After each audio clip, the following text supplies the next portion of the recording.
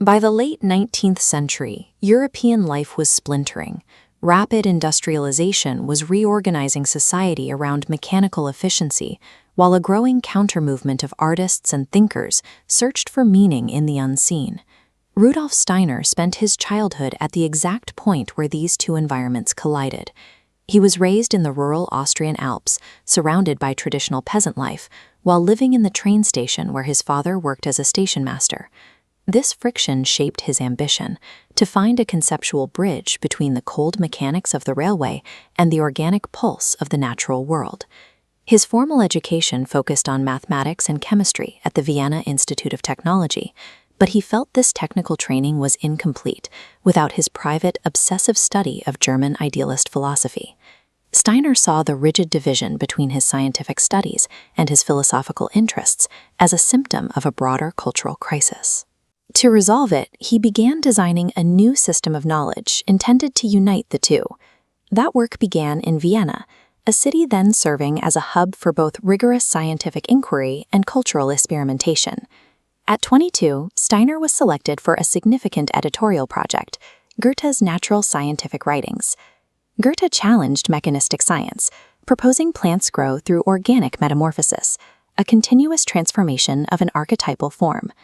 Studying this, Steiner reached a radical conclusion. Human thinking is an active organ of perception.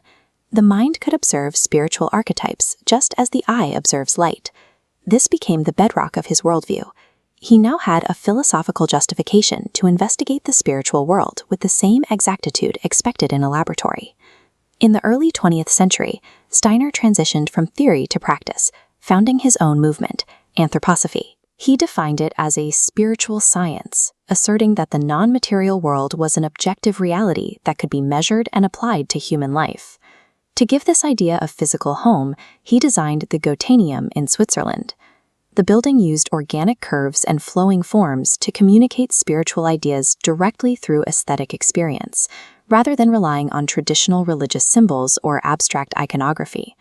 The Goetheanum demonstrated that Steiner's philosophy was no longer just a mental exercise, it was a blueprint for interacting with the physical world. After World War I, the devastation in Europe led many to look for new ways to organize society. In Stuttgart, the owner of the Waldorf Astoria cigarette factory invited Steiner to open a school for the children of his workers. Steiner moved away from mechanized rote learning, developing a methodology focused on the threefold human, body, soul, and spirit, to cultivate independent individuals. By the 1920s, farmers were reporting a different crisis. Early chemical fertilizers were visibly draining the vitality from their soil. Steiner responded with a series of lectures that founded biodynamic agriculture. He proposed treating the entire farm as a single, self-contained living organism, rather than an industrial plant. Within a few years, Steiner had moved his theories into the field, establishing a physical presence across Europe that remains visible today. Decades later, the structure Steiner left behind requires a more critical examination. There is a sharp contrast between the mainstream respectability of modern Waldorf schools and the esoteric visions of their founder. Modern science wholly rejects much of the foundation, from Steiner's claims of clairvoyance to his belief in the lost continent of Atlantis.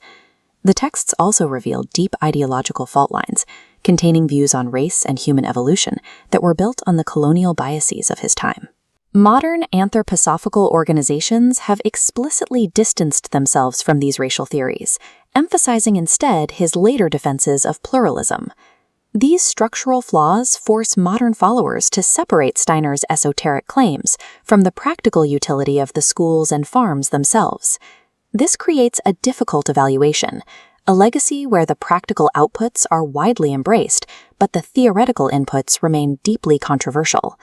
The scale of the surviving movement is undeniable, with over 1,000 Waldorf schools globally and a growing international market for biodynamic goods.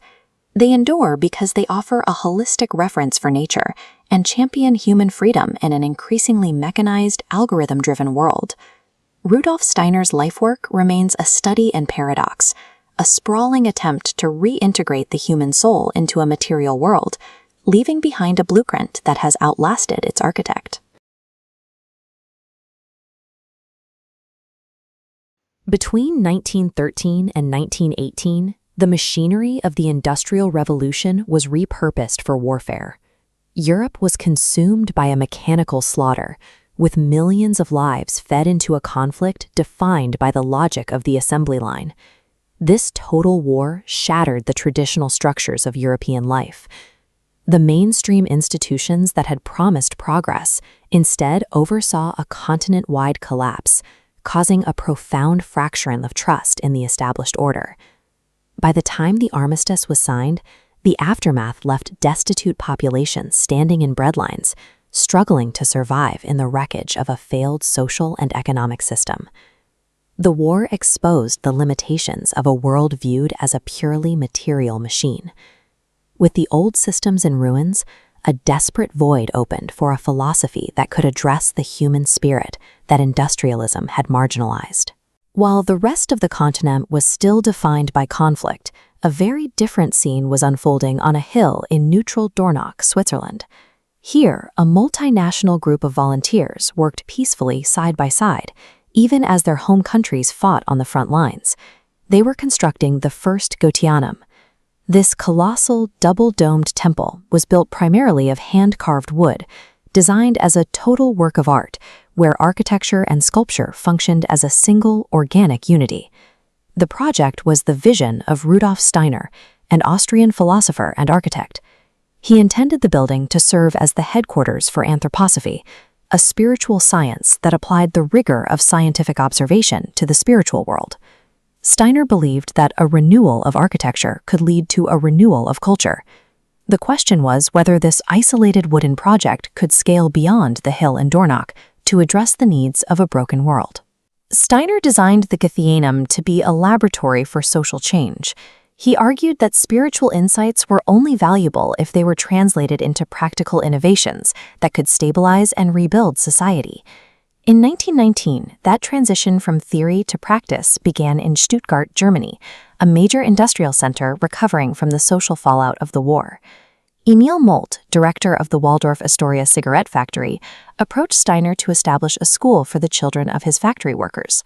The resulting Waldorf school introduced a pedagogy focused on developing the intellectual, artistic, and practical skills of the whole child. It replaced standardized testing with a curriculum built on imagination and creative play. A central part of this education was eurythmy, a movement discipline Steiner called visible speech and visible music, where sounds are expressed through physical gestures. Waldorf education functioned as a rejection of industrial conformity. It aimed to produce morally responsible individuals who could impart their own purpose to their lives, rather than merely filling a role in a factory. By the early 1920s, the movement expanded its practical reach from the classroom to the clinic, redefining the approach to physical health and healing. Steiner collaborated with Dr. Ida Wegman to open the first clinical institute in Arlesheim, along with a pharmaceutical laboratory that would later become Boletta. Their anthroposophic medicine integrated conventional diagnostics with Steiner's spiritual scientific insights. They viewed the human being not as a machine, but as a complex organism influenced by subtle life forces and rhythmic processes. This led to their most well-known treatment, mistletoe extracts for cancer therapy. Steiner observed mistletoe behaves as a parasitic growth, theorizing these extracts could stimulate organic functions and restore internal balance against a tumor's chaotic growth. In this model, illness is viewed as an imbalance of the whole person. Therapy is designed to support the patient's own self-healing capacities by addressing their physical, psychological, and spiritual dimensions. In 1924, Steiner applied his philosophy to the earth, lecturing to farmers concerned about the declining quality of their soil and livestock. This was the birth of biodynamic agriculture. Its central principle is to treat the entire farm as a self-contained living organism, where soil, plants, and animals form a closed, healthy loop. The movement rejected the synthetic fertilizers and chemical pesticides then entering the market. Steiner viewed these products as symptoms of the same mechanized worldview that had led to the destruction of the war. Biodynamics offered a holistic alternative to industrial farming, emphasizing ecological sustainability and a deep, rhythmic relationship between the farmer and the land.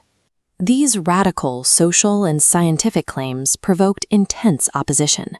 Mainstream critics dismissed Steiner's work as occultism, while rising nationalist groups in Germany targeted the movement for its universalist values.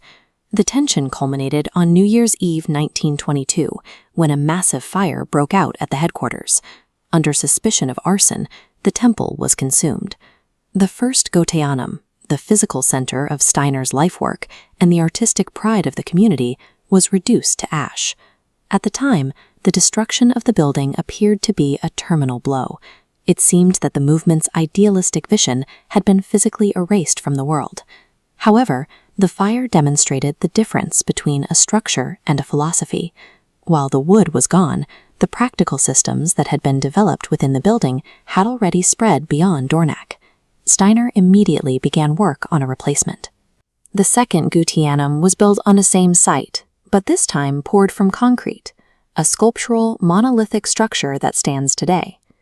While Steiner's claims remain controversial, his practical initiatives expanded into a global network operating in dozens of countries. Today, over 1,000 Waldorf schools, thousands of biodynamic farms, and anthroposophic hospitals operate across Europe and North America.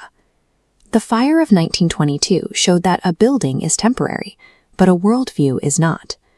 The most enduring structures a society creates are not those made of wood or concrete, but the institutions and practices that survive long after the architect is gone.